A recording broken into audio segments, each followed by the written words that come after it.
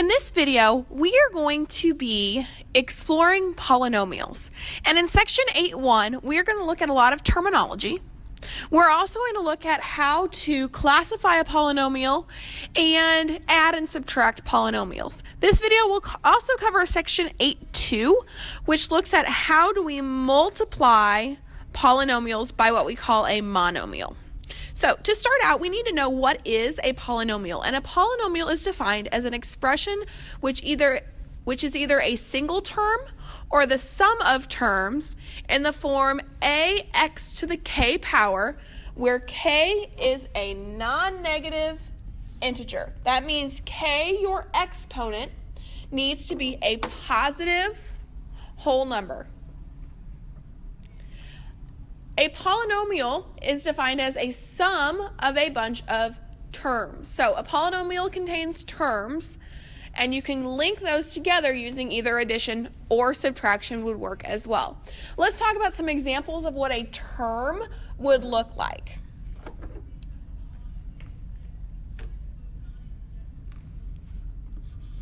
Five x to the third would be a term. 1/2 y to the fifth is a term. A constant number, 8, is a term. 4a to the second, b to the third is a term. -2 z is a term. X to the second, y to the fifth is a term. What would not be a term would be if I had a expression such as 5x to the negative third. That would not be considered a term in a polynomial. Or 3 over x, or y to the 2.5 power. Those would not be considered terms in a polynomial. What is an example of a polynomial? Well, the addition of two terms, like x plus 3, or the subtraction, b to the second minus 7. So individual terms are simply one-term polynomials, whereas polynomials would be multiple terms. So I could have 2, I could have 3. X squared plus 3x minus 4. That would be a polynomial. What would not be a polynomial is any polynomial that contains some of these terms that we listed at the bottom row here. That would not give me a polynomial. So we're going to go through a couple of these examples. Circle all of the monomials or polynomials that are shown below. A monomial is a one-term polynomial. Okay, that's what a monomial is defined as. Polynomial would be more than one term. Okay, so 4 to the a power.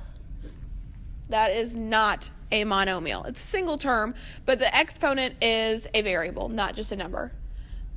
5 plus x. Yes, that's a polynomial. It has two terms. This would be a polynomial. It has 3 terms. There are fractions which are okay because those fractions are just coefficients. 4x to the 3.2 power would not be a term because the exponent is a decimal. Our next example here, that is a polynomial. 5 to the x is not because the exponent is a variable. X to the negative first is not because the exponent is negative. This next example is not because the exponent for the first term there is a -2. -1.8 m to the sixth is because the -1.8 is not an exponent, it's just the coefficient, so that's fine. 5x to the third, that is a monomial. 10, constants count, okay? And 2 over x would not be because I have that variable in the denominator of a fraction.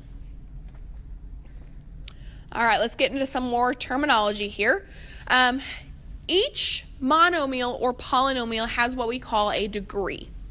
And the degree of a monomial versus the degree of a polynomial, they're two different things, so keep that in mind. Let's talk about monomials first. If I just have a single term, how do I find that degree?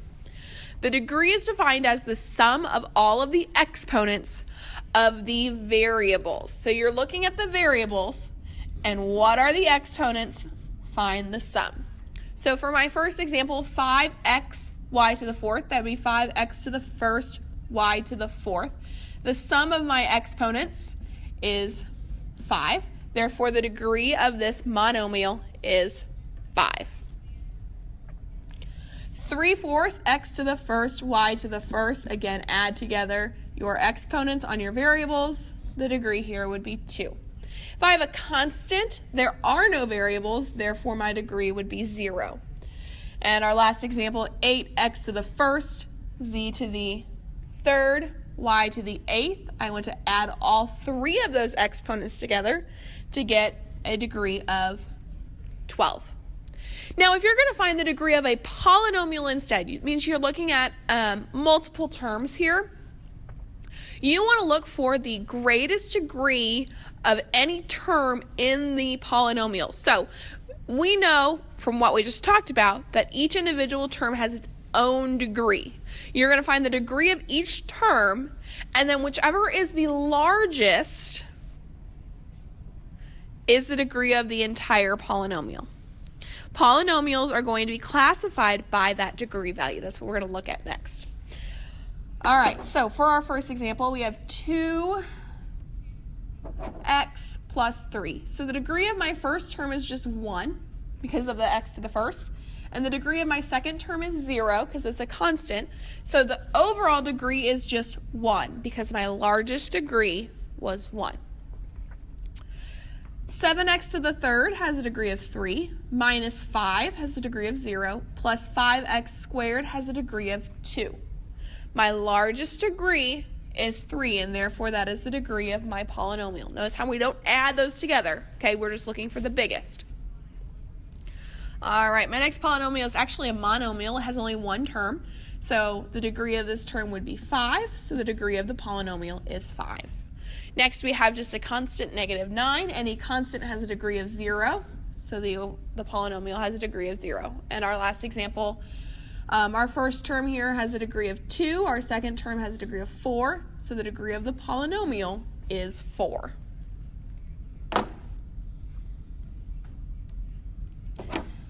All right, standard form. When you have a polynomial, it can and should be written in what we call standard form. And standard form is defined as a polynomial written with the highest degree exponent first. And the rest of your terms will be written in descending order. So basically what we're doing here is we're just rearranging our polynomial, okay? It's addition and subtraction, so you can switch that order.